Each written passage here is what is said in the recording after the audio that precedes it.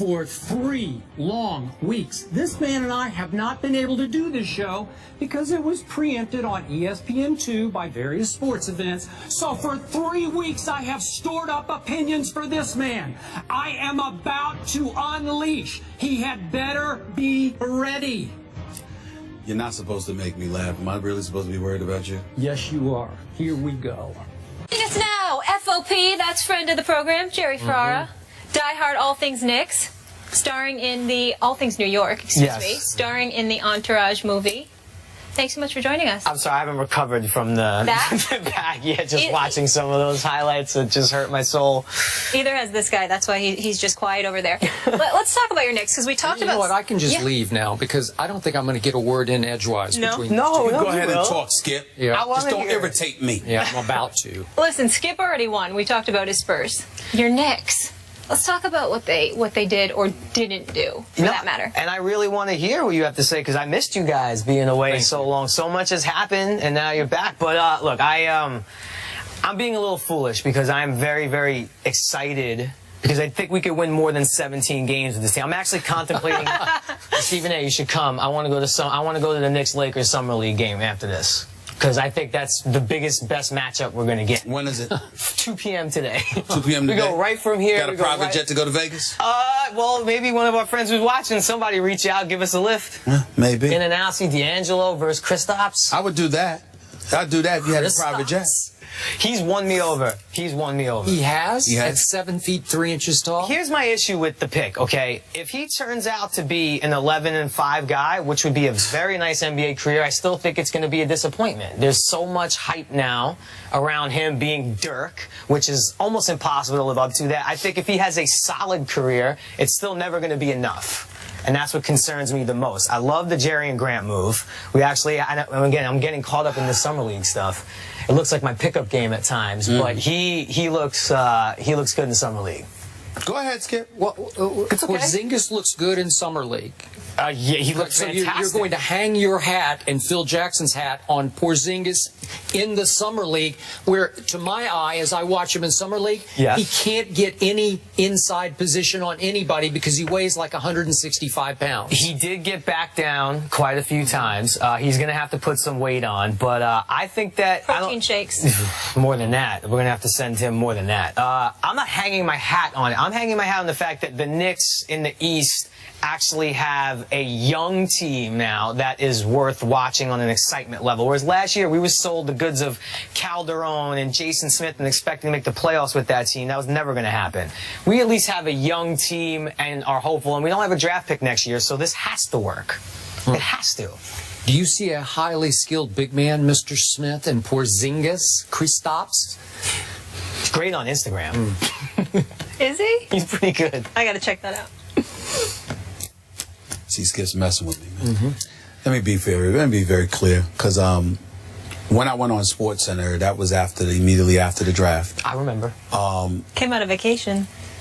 Usually, because ESPN, you know, they paid me, and if they call me, I'm going to come, whether I'm on vacation or not. This was different, because I called ESPN and told them, make room for me on tonight's SportsCenter, I'm coming on. It was immediately after the pick. And here's what really rakes my nerves. And it rakes my nerves to a point where it's hard for me to contain myself, but I'm going to try because I've exploded enough. It's not about Porzingis and his talent. He's 7'1". They say he was 7'1", maybe 7'1", 7'3", whatever the case would be. Only 220. That's enlisted at 220 or whatever. He's got some skills. He's in Europe. He looks athletic and mobile. Didn't look bad in summer league. Didn't look that great to me. But here's the point. It totally deviates from what Phil Jackson sold us on. Phil Jackson said, it's not a project. It's not about building for the long term. I'm sorry, and I'm not joking. I'm dead serious. I could do the job that Phil Jackson did last year. You tanked the season. You're so god-awful that you end up with a top 4 pick, and you pick presumably the best talent available at the number 4 slot. But you traded Tyson Chandler, who was approaching the last year of his contract, okay? You didn't have to let him go, all right? Ultimately, you traded J.R. Smith and Amon Shumpert before the trading deadline. And you kept them within the daggone conference, by the way, for 2 draft picks and 2 trade exceptions, all right? Not only did you do that, you tried to sell us on Jose Calderon, okay? We still haven't bought it. There's still an APB out for his game. All we say about, this is what we say about Jose Calderon. He's such a nice guy. I mean, what? That's the best you've got? And then on top of it all, you turn around and you sign Carmelo to $124 million. It's a rebuilding process. Now, had you told us that, do you know what we would have said to Phil? Go ahead and let Carmelo go. Or sign and trade him. Don't bother, because we don't need to watch Carmelo Anthony, one of the top 5 offensive players of this generation. We don't need to watch Carmelo Anthony lose night in and night out. Let him go somewhere else, get something quality for him in return, and build. And it would have been a reclamation project that we all would have accepted, because you know what? All right, you sold us on that. You told us. The problem is, Phil didn't tell us that. He said it's the Eastern Conference. We should be able to compete for playoffs. I just need to make these moves. And clearly, he lied. He hoodwinked us all. The man went on 3 road trips last year, ladies and gentlemen. 2 of them were to L.A.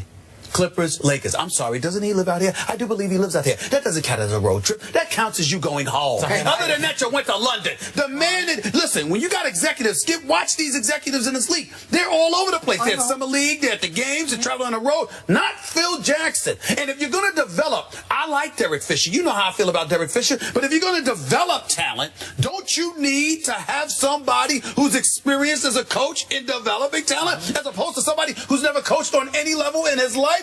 Everything Phil Jackson has done, he has lied to us, and that's the issue. He didn't intentionally hoodwink you. He thought, I am Phil Jackson.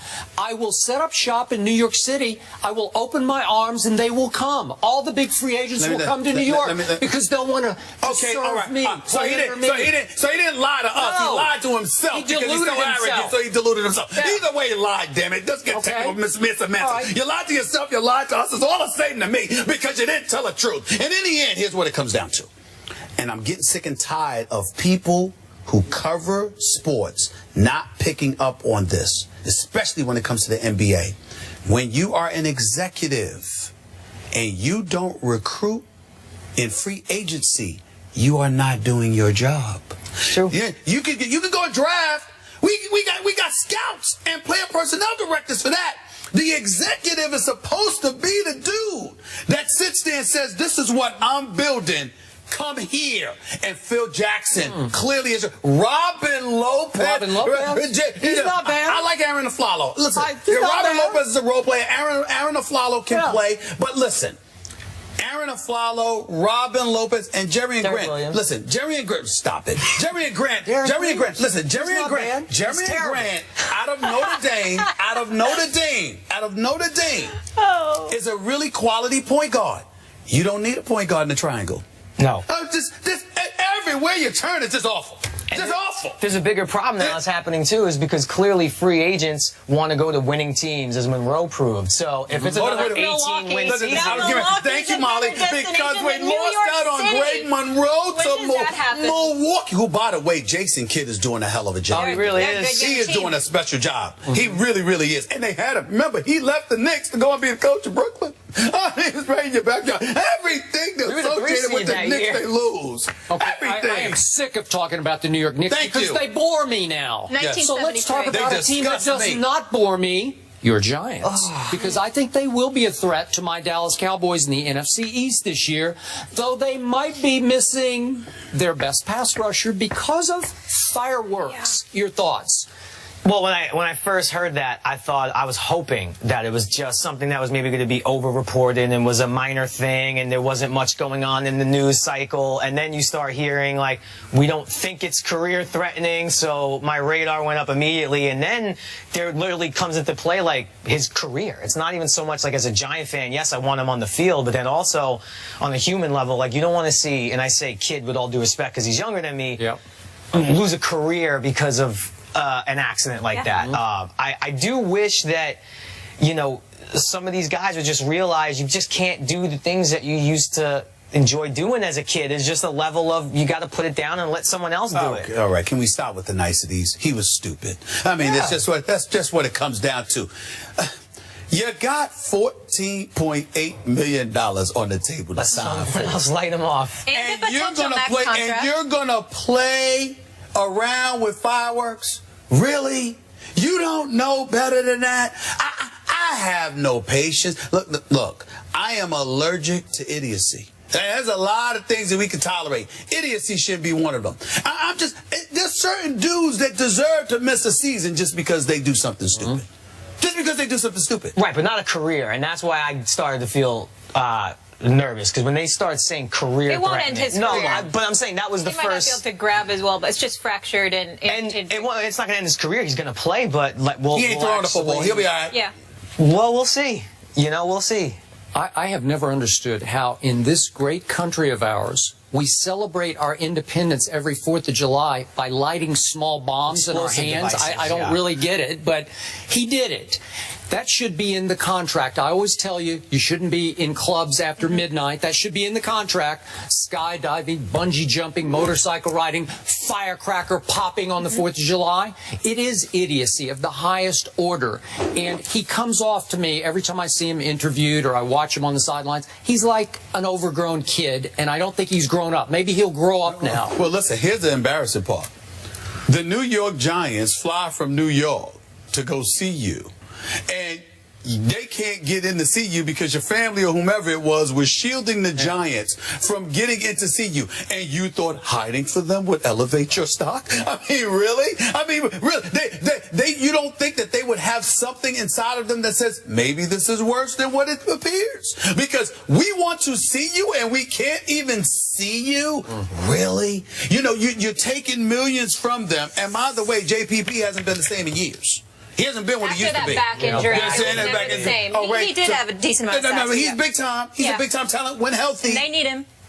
And bottom line, I do think they're going to be really good next year. I think the Vereen pickup is going to be great for them because when Eli had like Ahmad Bradshaw to throw to, it changes his whole game. It does limit the interceptions a little bit, and I think Vereen is the best in the business at that. That offensive line is still suspect, y'all. It is, and I think having a good pass-catching running back will help alleviate some of that pressure as well. And if Victor Cruz is healthy, their offense is going to be legit. I think also the defense does have some problems, and if you lose JPP, it's not the same. Making me feel better about my Cowboys now. I see. That's where I like to set you up that way. By default. I like to set you up that way. You should feel very good about your Cowboys. Jerry, thanks so much for stopping by. Again, always a pleasure. I love when you guys are out here. Welcome back. And one last thing. We had a long talk a few years ago. Bubba Watson, will he win another major or not after his first Masters? I said yes. You said no. I had the research team check. He's got one since. I'm not often right. Is he going to win another one? Yeah, why not? Next weekend? Yes, why not? I think Jordan Spieth actually has a shot to win 3 in a row. Well, that's really stepping out. When well, you it just is. Under 20. Well, it is when he just won the John Deere Classic, and now he's got to fly to St. Andrews. I'm just saying, you acting like that's a big deal. You're really stepping out on a limb there the way he looked. Guys, speaking of 3 championships, Dwayne Wade has that, and he decided to keep his talents in South Beach, but have the Heat done enough to compete with the Cavs in the East, that weak Eastern Conference?